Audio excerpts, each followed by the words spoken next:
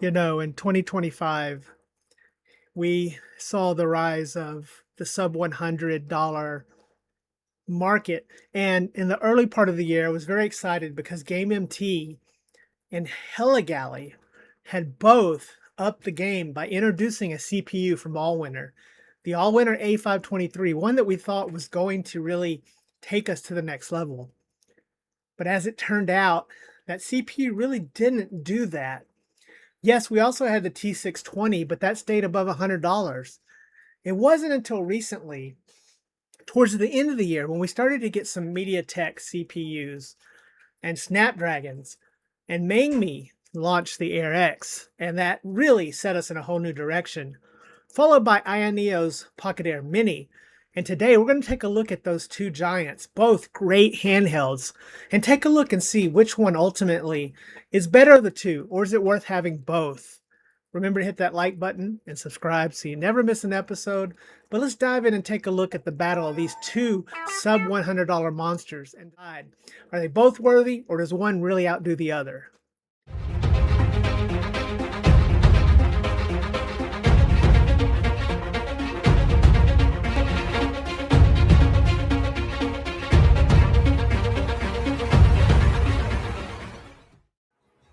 If only there was a reliable place. Like when I was a kid, I really loved going to the mall and shopping for shoes.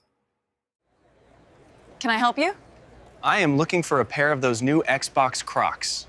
Fred's got you. Fred's gotcha.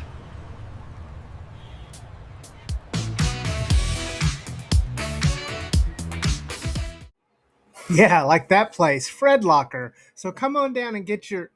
No, wait, I don't own a store named Fred Locker. Sounds kind of cool. And man, those Xbox Crocs are expensive, but man, they look cool.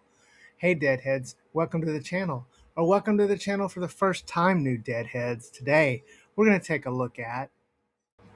All right, so let's start with the easy and the obvious, the specs. On paper, these two are a bit different. First of all, we have a 4.3 better fitted for retro in the Pocket Air Mini, a 4.2-inch 1280 by 960 60 Hz LCD. It is the first time we've seen this LCD per Ayaneo. And the Mangmi Air X goes for a widescreen 1920 by 1080 5.5-inch IPS. So comparing them head to head by screen, it's not really fair. And there's a good use case that both of these could fit different use scenarios for you. For example, PSP is going to look fantastic on the 16 by 9 and look not so great on the 4.3 screen of the Pocket Mini. Now moving on to their processors, and we have two very different level processors. We have in the Pocket Air Mini the G90T, or as the controversy, the alternate name without the modem, but it has two Cortex A76 and six Cortex A55 cores. Moving and comparing to the Mangmi, they do have the Snapdragon, which has better support for drivers with the 662. It has four A73 cores and four A53 cores. So between the two, you're going to have a little more power since the Pocket Air Mini does have those A76 cores, which are a step above the 73 cores on the Qualcomm Snapdragon 662. Moving to the memory, and the Mangmi Air X does win there as it has 4 gigs, which is much better for Android, and you can pick up a 2 gig or 3 gig version of the Pocket Air Mini. As far as the GPUs go, we do have the Mali G76, which is a pretty decent GPU here for the budget. We get the reliable Adreno 610 and the Mangmi Air X. Between the two of those, again, the Mali G76 is going to edge it out in raw power, but the Adreno 610 is going to have better support for drivers. The storage comes in either 32 or 64 for the Mini Air and 64 for the Air X, which is a wash there. They both have active cooling with fans. They both use Android, and they both have Wi-Fi 5 and Bluetooth for them. They're both using RGB Hall sticks and Hall triggers, and they both have USB Type-C, a 3.5mm jack, and a micro SD card slot.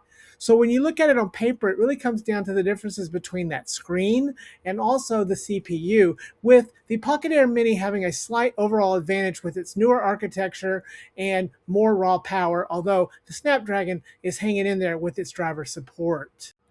Hey guys, sorry to interrupt the video, but I wanted to share with you today something that was sent over to us from the fine folks at Fifine. Now, many of you may have heard of Fifine. They make lots of great equipment, including the microphone I use here to record all of my wonderful videos. But they did send over an awesome headset that I wanted to take a look at, the H13. This is a headset that is styled for battle, powered by sound, as they say. It comes with awesome noise canceling, a 7.1 surround sound, 50 millimeter dynamic driver, volume control, and 4 EQ modes. As you can see here, I did some testing on it and used it on the Save State podcast, and I found it to have super clear, really good sound quality as well as microphone quality, which does not surprise me since they're known for that function. This is a beautiful headset that was comfortable to wear and has a lot of nice little effects like RGB with a smiley face on the side there. It comes at a really great price for all the features you get, including that awesome ability to do an equalizer with things like clear vocal, powerful bass, or dynamic enhancement. Hit the link below to check this out if you want to pick one up yourself. We want to thank Fifine for sending this over for us to take a look at it. We're really impressed with it. Again, the H13 is a great headset for all of your gaming and retro needs. It is a traditional headset with a wire. It's not wireless, but man, it is really great and sounds awesome on all your little retro doodads. Anyways, back to the show. All right, so now we got the specs out of the way, and it comes down to the CPU and the screen. But let's ignore those two things for a moment and let's just talk about hardware. It's amazing. I handle a lot of handhelds, a lot of cheap handhelds, and while something like the R36S was considered to have a decent build quality, there's nothing that compares with the upper end that we've been getting from the likes of Retroid or AYN. In fact, Magic X has probably come the closest to build quality that is really nice. But comparing the two of these, there's a little bit of differences here. I do have two very similar colorways here. And the buttons, now the buttons are a little bit larger on the Mangmi, and they are a glossy smooth button. Over on the Pocket Air Mini, they're a little bit more of a matte finish and a little bit smaller.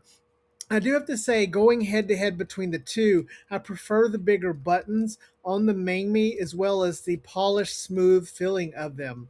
They both work really well. That's not to say that the Pocket Air Mini is not good. It is good. However, between the two, I would pick those buttons.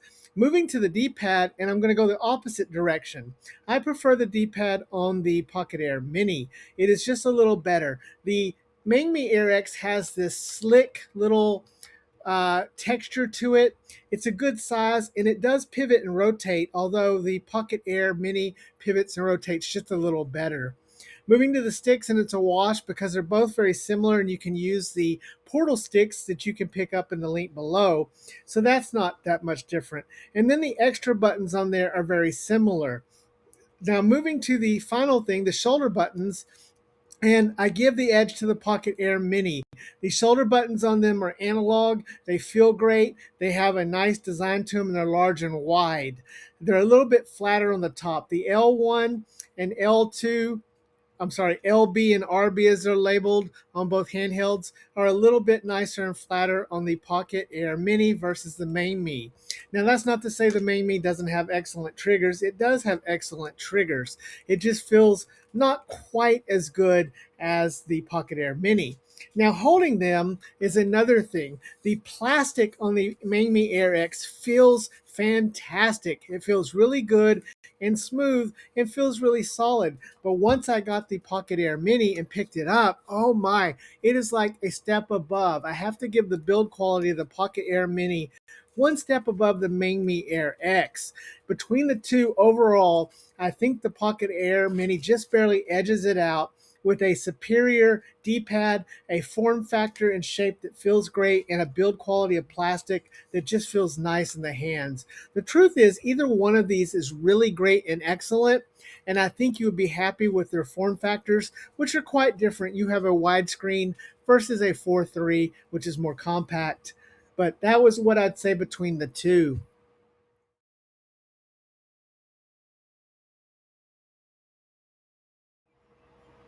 Hey guys, sorry to interrupt the video, but I wanted to take a moment to talk about today's sponsor, Aliexpress, our partner in bringing you all this great content.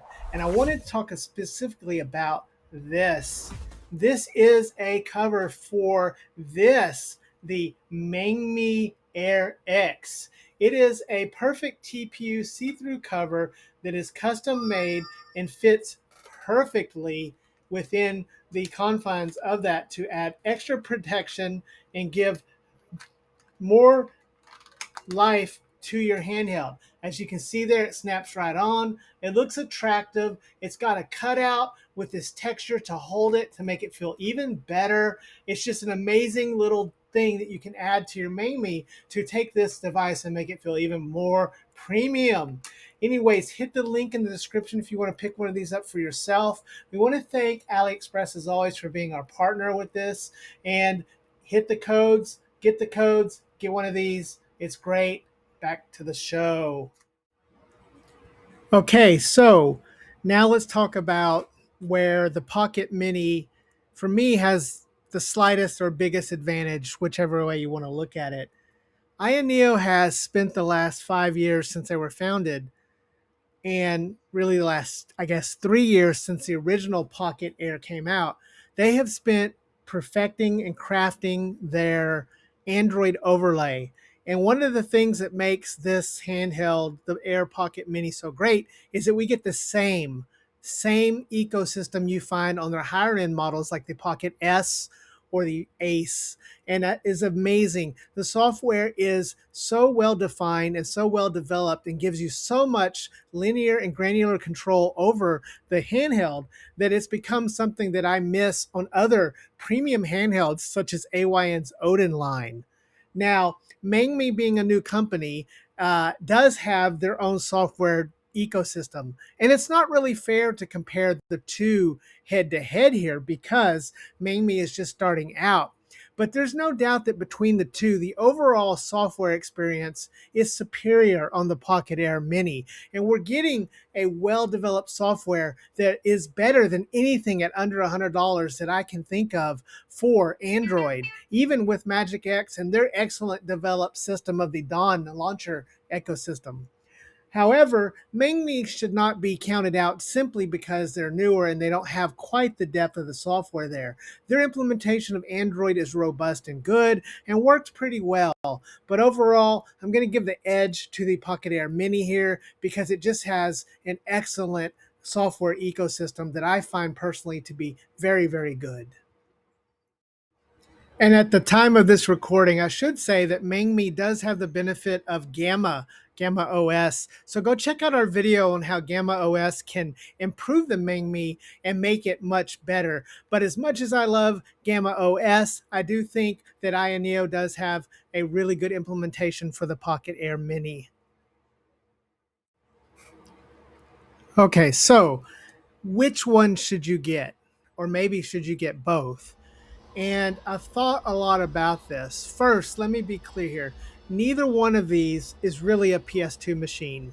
They can play PS2 and boot some games, and the Pocket Air Mini is going to boot and play the games slightly better because of its GPU, although the Snapdragon does have better driver support. But I did find in my testing between the two that I got better frame rates on the Pocket Air Mini. However, between the two, it's not as if the Pocket Air Mini could play a game decently that the Mangmi Air X couldn't. So as far as PS2 goes, it's pretty comparable. Now GameCube is where it gets a lot more interesting because I found GameCube to be a very enjoyable experience on the Pocket Air Mini. This comes down a lot to my preference of 4:3 screens. I just find that a 4:3 screen fits GameCube and PS2 a lot better. But also the raw horsepower of this CPU has really exceeded our expectations, making GameCube a real fun joy to play on this. If you're looking for PSP, then no doubt the Mangmi Air X is going to be the better of the two. Or if you're going to stream from your computer. Now, I'm not a big streamer. I don't do Artemis and all that kind of stuff, so I'm not an expert on it. And my limited use of it, it didn't seem to be any better or worse on either of the two handhelds. However, I would say the 16.9 is probably more appropriate for that. Now, we also do have the ability, hopefully in the future, to have Linux running on the Snapdragon 662. So that is something that is pretty exciting. We are not likely to see on the MediaTek. But again, overall, I found that I had more fun playing on the Pocket Air Mini with its better, slightly better build quality, the 4:3 ratio, which is more appropriate for GameCube, Dreamcast, N64, PS2, and the power to really play through those. Everything below PS2 is going to seem very similar on both handhelds, with just a slight edge on the Pocket Air Mini due to its CPU configuration. So that's it. I would say if you can only pick one of the two, I'm going with the Pocket Air Mini. Now, there are many other issues, like can you get a hold of one? I would recommend hit the link below and check out Acnus, where you can order it. Do not try to order it from Ayaneo or Indiegogo or anything like that. Hit the link down below where you can actually get it, or go to Aliexpress where you're likely to get it as well. The Mangmi Air X is a great handheld. There is a large catalog of PlayStation portable games. And if PSP is your thing, then I can think of no better handheld to get than the Mangmi Air X. And so, unless you're really into PSP, I would say probably go for the Pocket Air Mini. I think between the two, it edges out just a little bit. However, they're both fantastic handhelds, and us gamers benefit from this new competition and this increased quality in the sub $100 market. So that's it. What do you guys think? Leave me a comment. Let me know. Do you think one looks better than the other? Do you think I'm wrong here? Do you think that the Mangmi is the better of the two? I want to know what you think. And remember to hug your loved ones and love your hugged ones, because tomorrow is never promised. We'll see you next time, Deadheads. Dead Fred out.